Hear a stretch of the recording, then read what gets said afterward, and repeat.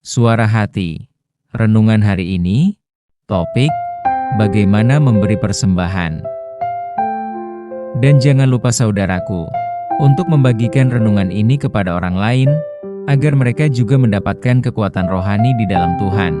Kiranya saudara diberkati oleh Tuhan kita.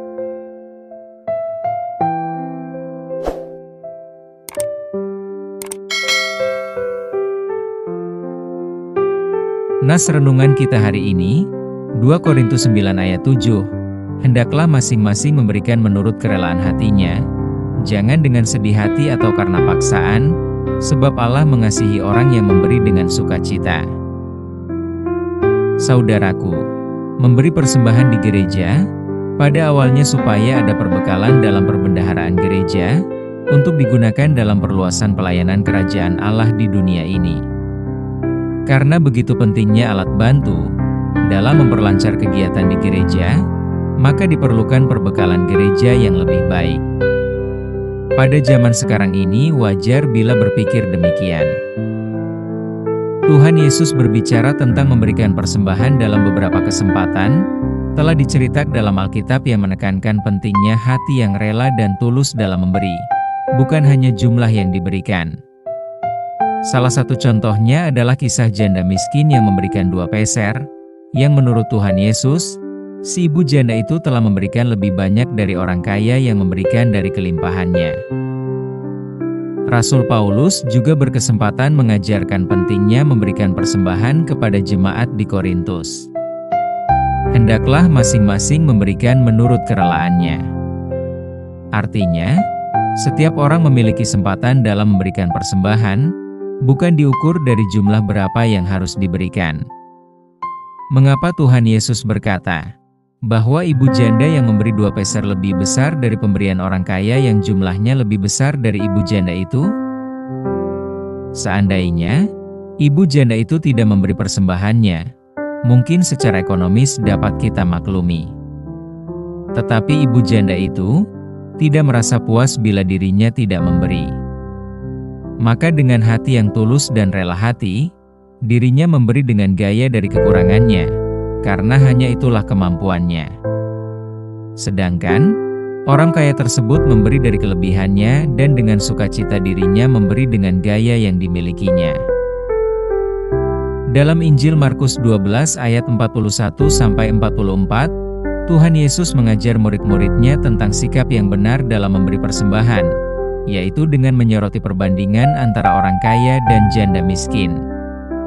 Ia menekankan bahwa pemberian yang tulus dan ikhlas, meskipun kecil, lebih berharga di mata Tuhan daripada pemberian besar yang tidak melibatkan pengorbanan.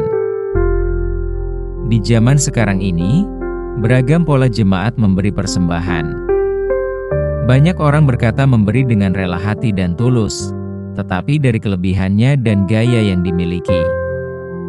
Dan ada menyampaikan ucapan syukur kepada seseorang, tetapi harus melalui peti persembahan, sementara seseorang itu ada bersamanya. Seharusnya memberi ucapan terima kasih dan ucapan syukur haruslah kepada Tuhan.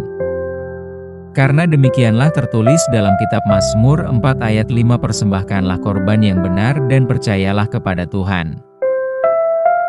Tuhan mengajarkan tentang pentingnya ketulusan dalam memberi persembahan, dan menekankan bahwa tindakan memberi harus dilakukan dengan hati yang tulus dan rendah hati atau rela hati, dan tanpa motif mencari pujian manusia. Ayat ini menjelaskan bahwa ketika memberi, jangan sampai ada unsur terpaksa atau tekanan atau dorongan dari orang lain. Pesan utama dari perkataan Tuhan Yesus tentang persembahan adalah bahwa Allah melihat hati pemberi, bukan hanya jumlah yang diberikan. Pemberian yang tulus, meskipun kecil, dapat lebih berharga daripada pemberian besar yang tidak melibatkan pengorbanan dan datang dari hati yang tidak rela. Tidak sedikit para hamba Tuhan merasa was-was dan bertanya-tanya tentang pemasukan perbendaharaan gereja minim tanpa melihat pelayanan yang dilakukannya.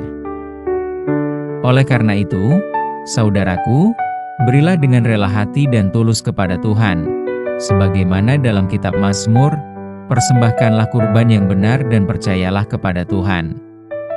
Persembahan kurban yang benar berilah yang layak dan yang baik. Bila persembahan kita berbentuk uang, berilah yang rapi dan jangan diremas dan jangan kumuh. Sebab Tuhan telah memberi kepada kita dalam keadaan baik adanya. Pemberian yang baik, termasuk persembahan dan doa, harus dilakukan dengan ketulusan hati dan tanpa motif mencari pujian manusia. Karena Allah yang melihat yang tersembunyi akan memberikan upah kepada kita pada waktunya. Amin.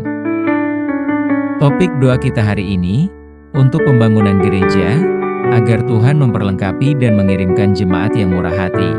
Salam sejahtera saudaraku, Tuhan Yesus memberkati kita.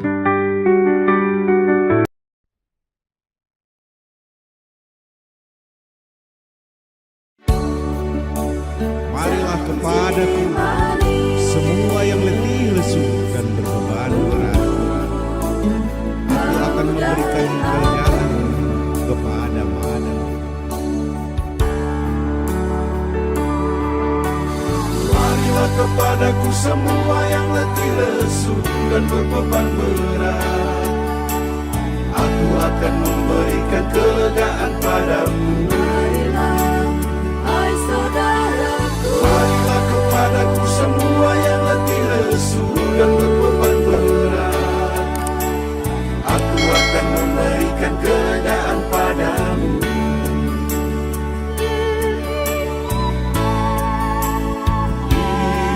Itulah janji Tuhan Yesus.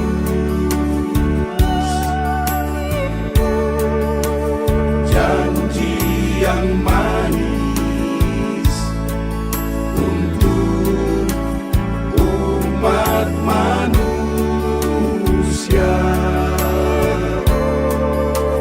Marilah kita pegang janji itu.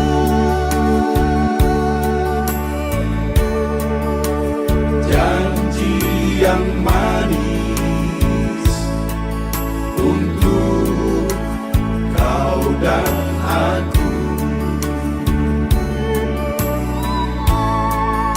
Datanglah pada Tuhan, bawa seluruh bebanmu.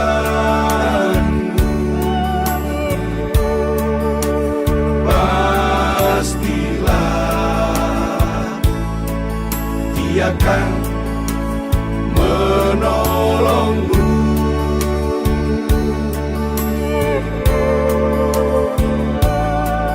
Jangan kau abaikan ajakan Tuhan, sebab Dia sanggup menolongmu.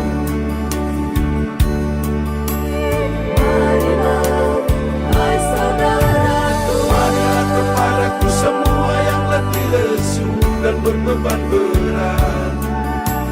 Aku akan memberikan kelegaan padamu. Marilah kepadaku semua yang letih lesu dan berbeban berat.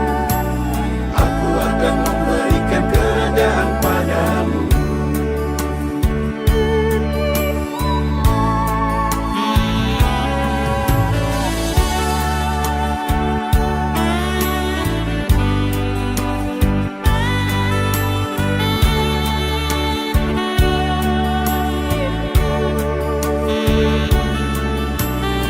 Marilah kepadaku semua yang letih lesu dan berbeban berat.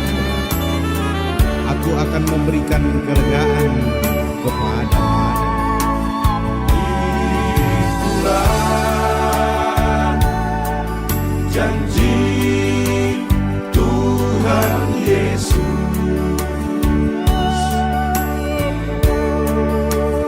Janji yang manis untuk umat manusia.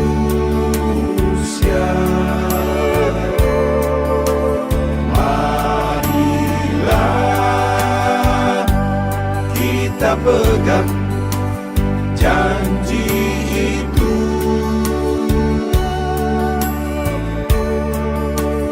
Janji yang manis untuk kau dan aku. Datanglah pada Tuhan, bawa seluruh bebanmu.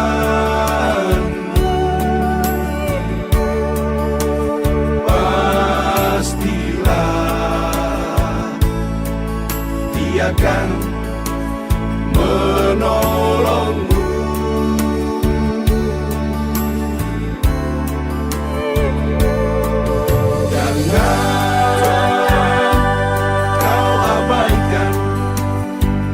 Ajakan Tuhan, sebab Dia sanggup menolongmu.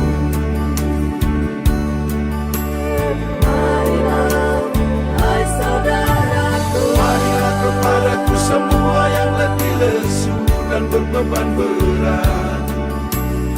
Aku akan memberikan kelegaan padamu. marilah, hai saudaraku, Marilah kepadaku semua yang letih lesu dan berbeban berat.